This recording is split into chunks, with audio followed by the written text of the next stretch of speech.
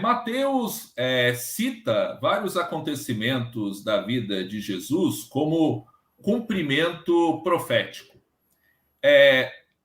Esse entendimento é literal, é simbólico, tipológico? Como que a gente deve entender um cumprimento profético?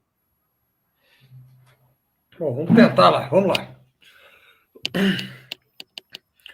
O Mateus, o Novo Testamento como um todo, os pais da igreja também, mas em Mateus é bem visível aquela interpretação que é conhecida pela expressão latina sensus, com U, sensus, S-E-N-S-U-S, sensus plenior, P-L-E-N-I-O-R, sensus plenior.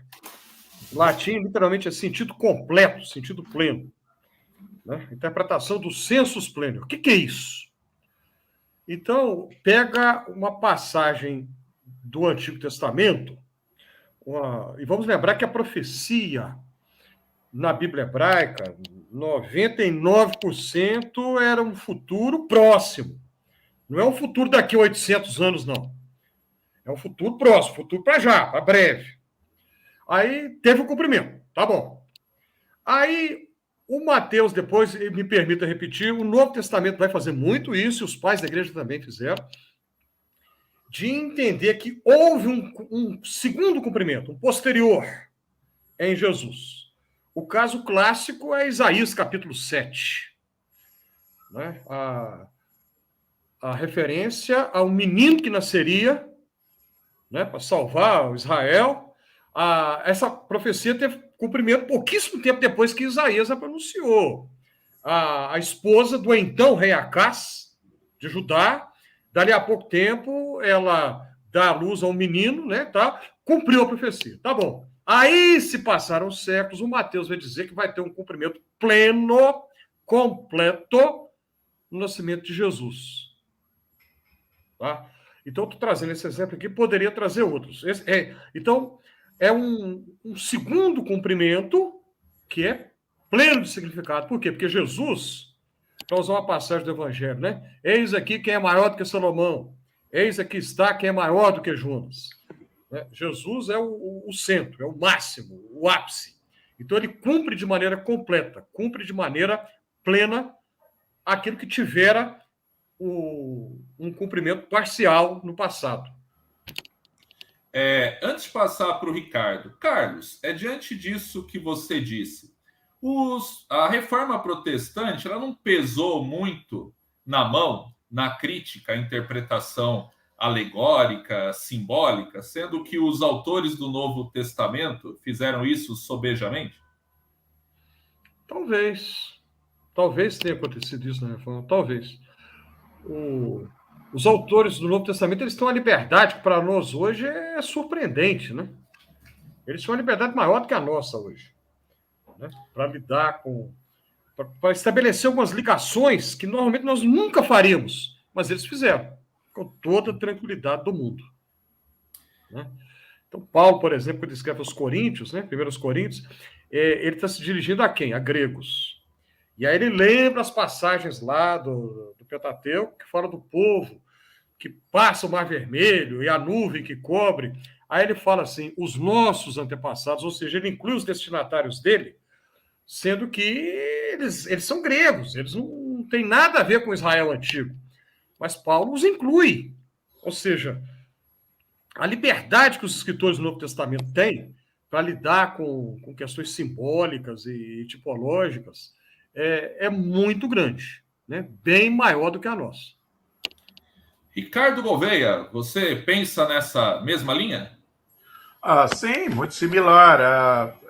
Não há dúvida que a concepção, a hermenêutica dos apóstolos, ela vê referências a Cristo no Antigo Testamento, e isso é muito positivo. O Thomas Oden chama isso de paleoortodoxia, ou cristologia paleoortodoxa, não é? A gente tem que buscar referências a Cristo no Antigo Testamento, seguindo o exemplo dos apóstolos e ir além. Quer dizer, Cristo tem que ser o tema central da Escritura como um todo, de Gênesis a Apocalipse. Isto é verdadeiramente interpretação cristocêntrica. Em vez do que passa aí por interpretação e pregação cristocêntrica, que muitas vezes não é teocêntrica, mas não é cristocêntrica. Às vezes é bibliocêntrica, não é? Mas não é cristocêntrica. Então, isto é importante. Eu acho que é fundamental na exegese cristã lembrar disto. Por outro lado, a crítica bíblica vê esta liberdade como um ato criativo, interpretativo, que é imaginativo. Quer dizer, principalmente nos últimos 30, 40 anos, pensamento pós-moderno, a gente compreende que é uma nova discursividade. Os antigos pais da igreja achavam que, de fato, os textos, como disse o Carlos, referiam-se a Jesus Cristo. Na crítica bíblica contemporânea, a gente diz o seguinte, quando Oséias diz, do Egito chamei meu filho, como Mateus diz que é uma referência ao retorno do Egito, da família sagrada, né, de Maria, José e Jesus, retornando do Egito, assim como cumprindo a profecia do profeta do Egito chamei meu filho.